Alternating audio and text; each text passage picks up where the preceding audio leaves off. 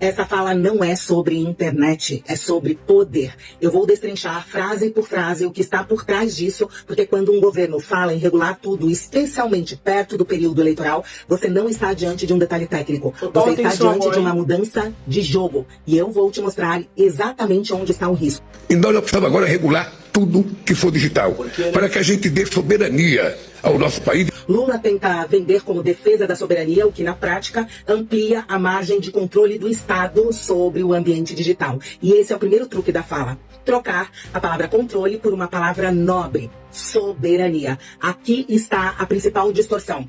Soberania não nasce da regulação do Estado. Soberania nasce do povo. O Estado não cria soberania. Ele exerce. E dentro de limites. Usar soberania para justificar controle é inverter completamente esta concepção. Soberania não é um conceito apenas jurídico e político, mas uma condição ontológica de poder, autoridade e autodeterminação que nasce no ser, passa para o coletivo e só depois passa para o Estado. Soberania é um sistema vivo. Que não permite, inclusive, intromissão de fora, sobretudo no ano eleitoral.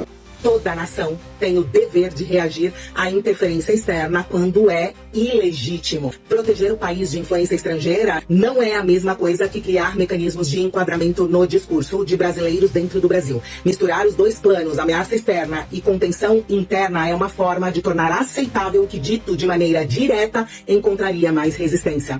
A influência a qual ficou implícita, sabemos que é o temor de que ações que serviram para desmantelar estados autoritários se repitam aqui. Afinal, países que impõem a aplicação de leis de cerceamento já não é mais soberano, mas quer apenas controlar o povo. Nós acompanhamos o que está acontecendo no mundo.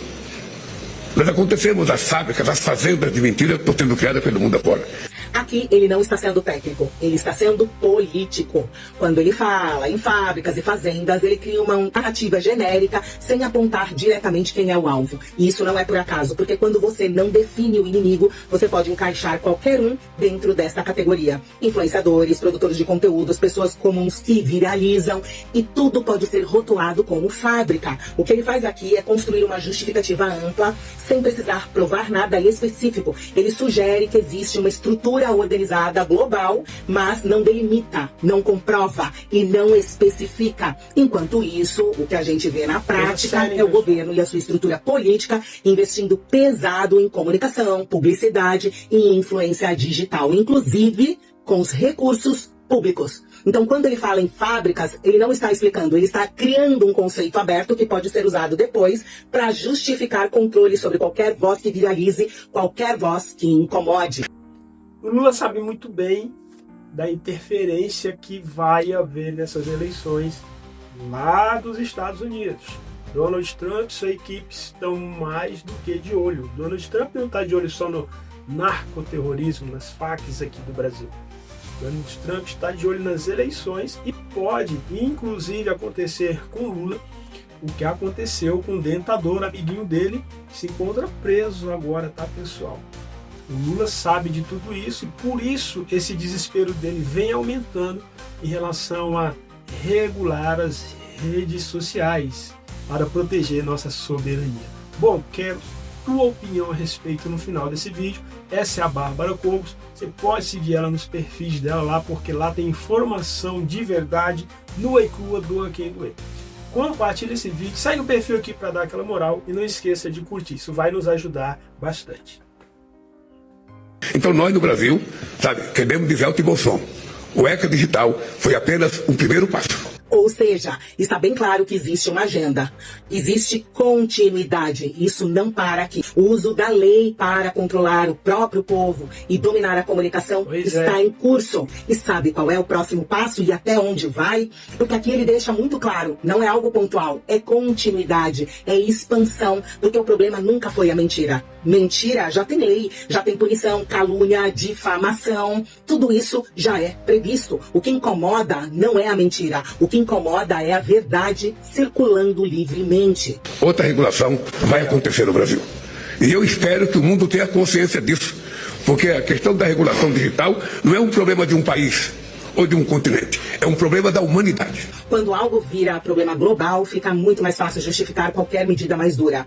Escala autoritária sem debate específico. Esse foi o fechamento emocional que ele deu. Ele tira o tema da política e coloca como uma missão universal. Isso legitima qualquer ação como se fosse necessária e inevitável. Aqui ele faz um movimento clássico, transforma uma decisão política em uma causa global. E é assim que ele faz isso ser repetido e aceito por parte da população. Só que cada país tem o seu modelo, a sua constituição e os seus limites. Quando alguém tenta transformar tudo em um problema global, fica mais fácil justificar medidas amplas sem precisar enfrentar o debate específico aqui dentro. O que está sendo vendido como proteção, na prática, significa controle. Porque soberania não é o Estado decidindo o que você pode dizer. Soberania é o povo tendo liberdade para falar, questionar e expor. Quem controla o que você pode dizer não está protegendo a soberania, está protegendo o próprio poder. Quando existe pressa para ampliar controle justamente em período sensível, em ano eleitoral, a pergunta não é só o que está sendo feito. A pergunta é, por que agora? Porque a verdade é uma só. Democracia não tem medo de debate. Democracia não tem medo de opinião. Democracia não precisa correr para limitar o que as pessoas dizem. Quando o poder tem pressa em controlar a fala, é porque a fala incomoda. E neste caso, pode valer uma eleição.